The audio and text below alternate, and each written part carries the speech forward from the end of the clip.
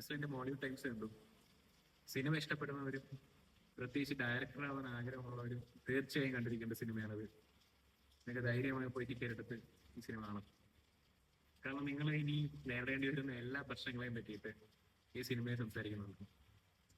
നമുക്കറിയാം, നമ്മുടെ ഏതെങ്കിലുമൊക്കെ ഒരു കാലഘട്ടത്തിൽ, സ്കൂൾ കാലഘട്ടമോ അല്ലെങ്കിൽ പ്ലസ് ടു കാലഘട്ടമോ കോളേജോ അതിന് ശേഷമോ എപ്പോഴെങ്കിലും ഷോർട്ട് ഫിലിംസുമായിട്ട് നടന്ന ഒരു കൂട്ടുകാരനോ അല്ലെങ്കിൽ നമ്മൾ തന്നെ അതിന് ഭാഗമായിട്ടുണ്ടാവും. അപ്പൊ അങ്ങനെയുള്ളവർക്ക് ഇതൊരു വല്ലാത്ത നൊസ്റ്റാൾജിക് ആയിട്ടുള്ള സിനിമയാണ്. ഇതിൽ നസ്ലിന്റെ പേര് വിനീത് മാധവൻ എന്നാണ്. കുട്ടിക്കാലത്തിലെ ക്യാരക്ടർ മനസ്സിലാക്കിയാണ് തന്റെ കഴിവ് സിനിമയ്ക്കാണ് ഇൻവെസ്റ്റ് ചെയ്യേണ്ടത്, പഠിത്തത്തിൽ താൻ ഒരു ആവറേജ് സ്റ്റുഡന്റ് മാത്രമാണ് എന്ന് മനസ്സിലാക്കുകയാണ്. അപ്പോ എന്താ വേണ്ടത്? വീട്ടിൽ പറയണം. വീട്ടിൽ പറയുമ്പോ ഒരിക്കലും സപ്പോർട്ട് ചെയ്യൂല. അപ്പൊ എന്താ, വീട്ടുകാരെ മനസ്സിലാക്കണം തനിക്ക് ഇതിനൊരു കഴിവുണ്ടെന്ന്.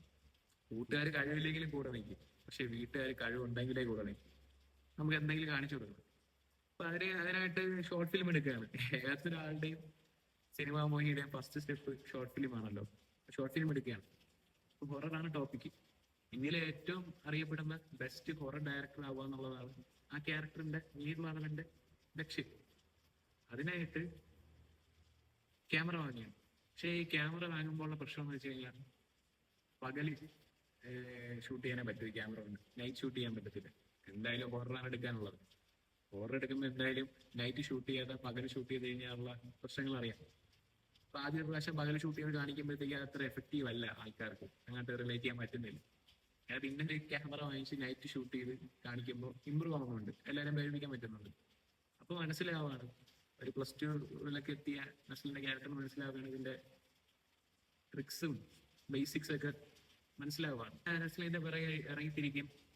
കുറെ പ്രൊഡ്യൂസേഴ്സ് വരും, സഹായിക്കാൻ കുറെ പ്രൊഡ്യൂസേഴ്സ് വരും. പക്ഷെ അവരോട് അത്ര സിങ്കായിട്ട് പോകാൻ പറ്റത്തില്ല. അതുകൊണ്ടാണ് സ്ട്രേറ്റ് ഫോർവേഡ് ആയിട്ട് ഈ സിനിമയിലോട്ട് വരുന്ന എല്ലാവർക്കും കുറെ പ്രശ്നങ്ങളുണ്ടാവും. കാരണം സിനിമ ഫീൽഡ് ഭയങ്കര പൊളിറ്റിക്സ് ആണ്. ഒരു ഷോർട്ട് ഫിലിമിൽ ഷോർട്ട് ഫിലിം ഫെസ്റ്റിവലിൽ നമ്മൾ പങ്കെടുത്താൽ തന്നെ ചിലപ്പോൾ ആ ഷോർട്ട് ഫിലിം ഫെസ്റ്റിവലിൽ ബെസ്റ്റ് ആയിട്ട് പെർഫോം ചെയ്യുന്ന ആൾക്കാർക്കത്തില്ല സമ്മാനം കിട്ടുന്നത്. ചിലപ്പോൾ അതൊക്കെ പ്രീ പ്ലാൻഡ് ആയിട്ട് സെലക്ട് ചെയ്ത് വെച്ചിട്ടുണ്ടാവും. ചിലപ്പോൾ തന്നെക്കാളും മോശമായിട്ടുള്ള ആൾക്കാർക്കായിരിക്കും പ്രൈസ് കിട്ടുക. അതൊക്കെ ഇതിൽ പറയുന്നുണ്ട്. പക്ഷെ ഷറഫുദ്ദീന്റെ ഒരു ക്യാരക്ടറാണ് ഇതില് ഒരു പ്രൊഡ്യൂസറായിട്ട് വരുന്നത്. അയാളെ പ്രൊഡ്യൂസിങ് ഫീൽഡ് തിരഞ്ഞെടുക്കാൻ കാരണം തന്നെ അച്ഛന്റെ ഫെയിം നിലനിർത്തുക എന്നുള്ള ഉദ്ദേശം കൊണ്ടാണ്. പക്ഷെ എന്നാൽ ഇദ്ദേഹത്തിന് കഴിവില്ല. അപ്പൊ കഴിവില്ലാത്ത ഒരാൾ വരുമ്പോഴത്തേക്ക് അയാൾക്ക് ചതികൾ പറ്റിക്കൊണ്ടിരിക്കും. അതാണ് ഈ ചില പ്രൊഡ്യൂസർമാരെല്ലാം വലിയ ആഗ്രഹം കൊണ്ട് വരും, പക്ഷെ അതിനുള്ള മാനേജ്മെന്റോ കാര്യങ്ങളെ പറ്റിയിട്ടൊന്നും അറിയുന്നുണ്ടെങ്കിൽ അവരെ കയ്യിലെ പൈസ പോകും. അപ്പൊ അങ്ങനെ ഒരാളായിട്ടാണ് ഷറഫുദ്ദീൻ വരുന്നത്. അതുപോലെ തന്നെ ചില കുളംകുത്തികളായിട്ടുള്ള ഡയറക്ടേഴ്സും ഉണ്ട്.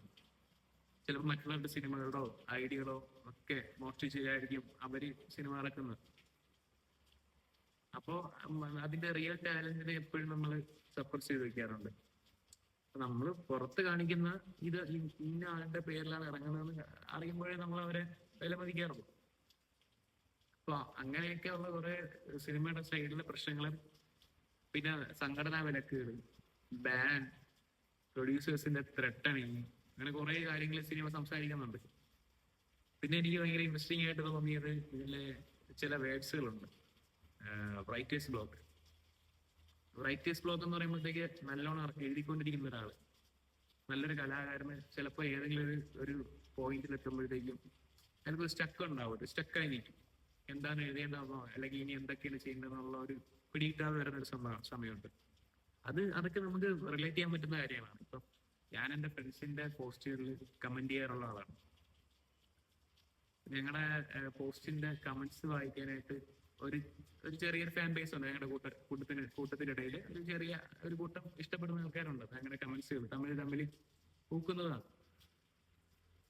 പിന്നെ ആകുമ്പോഴത്തേക്കും നമുക്കൊരു പോയിന്റ് കഴിയുമ്പോഴത്തേക്കും പിന്നെ നമുക്കൊരു പോസ്റ്റ് ഇടുമ്പോഴോ അങ്ങനെയുള്ള രസകരമായിട്ടുള്ള ഒരു കമന്റ് ഇടാനായിട്ട് ചിലപ്പോൾ പറ്റാതെ വരും. അപ്പൊ നമ്മൾ സ്റ്റക്കായി നിൽക്കും, എന്താന്നുള്ളത്. അപ്പൊ അത് ആൾക്കാരെ നമ്മൾ ചോദിക്കും, ഇപ്പൊ എന്താ നിങ്ങൾ പോസ്റ്റിനല്ല ഇങ്ങനെയുള്ള ഇൻട്രസ്റ്റിംഗ് ആയിട്ടുള്ള കമന്റ്സുകൾ വരുന്നില്ല എന്നുള്ളത്. അപ്പൊ എനിക്ക് പെട്ടെന്ന് അതൊക്കെ റിലേറ്റ് ചെയ്യാൻ പറ്റുന്നത്. പിന്നെ ഇതില് വിനീത് മാധവൻ എന്ന് പറഞ്ഞ നസ്ലിന്റെ ക്യാരക്ടറിന്റെ പേര് കേട്ടപ്പോ എനിക്ക് പേഴ്സണലി ഓർമ്മ വന്നത് എൻ്റെ ഒരു ഫ്രണ്ടിനെയാണ്, അർജുൻ മാധവ്.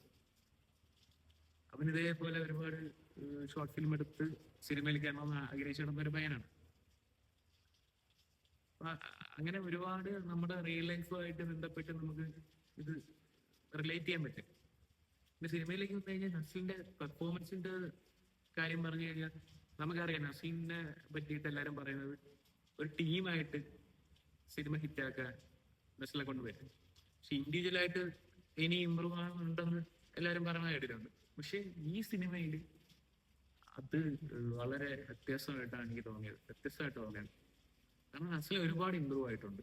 സ്റ്റാർട്ടിങ്ങിൽ കാണിക്കുമ്പോൾ ഭയങ്കര എക്സൈറ്റ്മെന്റ് ആയിട്ടുള്ള സിനിമ ഫീൽഡിലോട്ട് എത്തിപ്പെടുക, ബെസ്റ്റ് ആവുന്നുള്ള ഒരു എക്സൈറ്റ്മെന്റ് ആയിട്ടുള്ള ഒരു പയ്യനിൽ നിന്ന് ലാസ്റ്റ് സിനിമയുടെ പ്രശ്നങ്ങളും പുതുകാല വെട്ടലും കളികളും ഇതെല്ലാം ചതികളും എല്ലാം അറിഞ്ഞറിഞ്ഞ് അതിലൂടെ പയറ്റി വന്ന് ലാസ്റ്റ് എത്തി നിൽക്കുന്ന നസീൽ എന്ന് പറയുമ്പോഴത്തേക്ക് ഒരുപാട് മെച്യൂരിറ്റി ഉള്ള ഒരാളാണ്. ഒരുപാട് റഫായി മാറിയ ആളാണ്.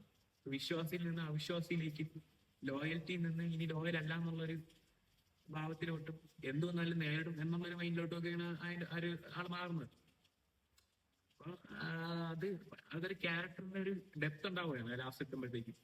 അപ്പൊ ഇതിന്റെ ട്രെയിലർ കണ്ടപ്പോഴത്തേക്ക് ഞാൻ കരുതി ഇത് നസലിനെ എടുത്താൽ പോകാത്തൊരു ക്യാരക്ടറാണ്, ചിലപ്പോൾ മിക്കവാറും ഫോളോ ആവും പടം. പക്ഷെ ത്രൂ ഔട്ട് നസലിലൂടെയാണ് പടം പോകുന്നത്. ഫുൾ നസലിന്റെ ഡയലോഗ്സ്, നസലിന്റെ ചിന്താഗതിയിലൂടെയാണ് നമ്മൾ പടം ഫുള്ള് കാണുന്നത്. ഇത് ഇനിയും നസലിന്റെ കരിയറിൽ ഭയങ്കര മൈലേജ് ഉണ്ടാക്കും. നല്ല നല്ല ക്യാരക്ടർ കിട്ടും. സിംഗിളായിട്ട് ഒരു പടത്തെ ഫുള്ള് കൊണ്ടുപോകാനായിട്ട് കഴിയുന്ന ഒരു നടനാണ് നസ്ലിൻ. ആഷിഖ് ഉസ്മാനാണ് എന്റെ പ്രൊഡ്യൂസർ. റൈറ്റർ രാമോസണിലാണ്. DOP വിശ്വജിത്ത്. മ്യൂസിക് നമ്മുടെ ജെക്സ് ജോയാണ്. ഇതിലൊരൊറ്റ പാട്ടേ ഉള്ളു, അപ്നാ ടൈം ആയേക്ക.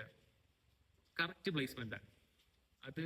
ആ പാട്ട് വരുന്നതുകൊണ്ട് ഈ സിനിമയ്ക്ക് യാതൊരുവിധ കല്ലുകടി ഫീൽ ചെയ്യുന്നില്ല. ഡയറക്ടർ അഭിനവ് സുന്ദറിന്റെ കാര്യം പറഞ്ഞു കഴിഞ്ഞാൽ മുകുന്ദനുണ്ണി അസോസിയേറ്റ്സ് എനിക്ക് ഏറ്റവും ഫേവറേറ്റ് ആയിട്ടുള്ള സിനിമയാണ്.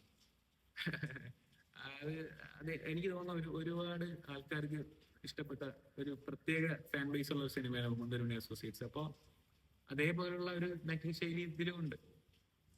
Some kind of anime, cartoon, അങ്ങനെ ടൈപ്സ് സാധനങ്ങളൊക്കെ ഇടയ്ക്കിടയ്ക്ക് ഒന്ന് പോകുന്നുണ്ട്. പിന്നെ ഈ ആൾക്കാരെ മൈൻഡ് സെറ്റ്, ആ ഒരു മൈൻഡിലൂടെയുള്ള സംഭാഷണങ്ങളെല്ലാം നല്ല ഇൻട്രസ്റ്റിംഗ് ആണ്. പ്രത്യേകിച്ച് ഇതിലൊരു നെഗറ്റീവ് ഷെയ്ഡായിട്ടാണ് സംഗീതം വരുന്നത്, നമ്മുടെ സംഗീത് പ്രതാപ്. അപ്പൊ സംഗീത് പ്രതാപ് ഒരു നസ്ലിന്റെ നിഴലെ പറ്റി ഫേമസ് ആവുന്ന ഒരു ഡയറക്ടറാണ്. അപ്പൊ നസ്ലിന് പണി കൊടുക്കുന്ന സംഗീതം, സംഗീതത്തിന്റെ മൈൻഡ് സെറ്റും നസ്ലിന്റെ മൈൻഡ് സെറ്റും തമ്മിൽ ടെലിപ്പതി നടത്തുകയാണ് അങ്ങോട്ടും ഇങ്ങോട്ടും. അപ്പൊ അതിൽ കുറെ ഡയലോഗ്സ് ഉണ്ട്. അത് ഭയങ്കര ഇൻട്രസ്റ്റിംഗ് ആയിരുന്നു. ആ മുകുന്ദനുണ്ണി പോലെ നമുക്ക് ഫീൽ ചെയ്യും. സിനിമയെ പറ്റി നല്ല വ്യക്തമായിട്ട് കാര്യങ്ങൾ മനസ്സിലാക്കാനും നസ്ലിന്റെ നല്ല പെർഫോമൻസ് കാണാനും ധൈര്യമായിട്ട് ഈ സിനിമ നിങ്ങൾക്ക് പോയി കാണാം. സിനിമയിൽ അവസാനം പറയുന്നുണ്ട് ലൈഫ് വളരെ അൺഫെയർ ആണെന്നുള്ളത്. ശരിയാണ്. ചിലപ്പോൾ നമ്മൾ നല്ല ഫോക്കസ്ഡ് ആയിരുന്നാലും ഹാർഡ് വർക്ക് ചെയ്യുന്നുണ്ടെങ്കിലും നമ്മൾ നമ്മുടെ ലക്ഷ്യസ്ഥാനത്തിലോട്ട് എത്തണമെന്നില്ല. എന്നാൽ മറുവശത്ത് അതിന്റെ പകുതി എഫർട്ടും മറ്റുള്ളവരെ ദ്രോഹിച്ചും കുറെ ആൾക്കാർ അതേ സ്ഥാനത്ത് വളരെയധികം നേരത്തെ എത്തുന്നുണ്ട്. അപ്പൊ ലക്കും അവരെ കൂടെയാണ്. അപ്പൊ ഇതിൽ തന്നെ വേറൊരു ഡയലോഗ് ഉണ്ട്, ലക്കും ഇൻജസ്റ്റിസ് ആണ്. ശരിക്കും അത് അങ്ങനെ തന്നെയാണെന്ന് എനിക്ക് തോന്നാറുണ്ട്. ലൈഫ് വളരെ അൺഫെയർ ആണ്, ലക്ക് ഇൻജസ്റ്റിസ് ആണ്.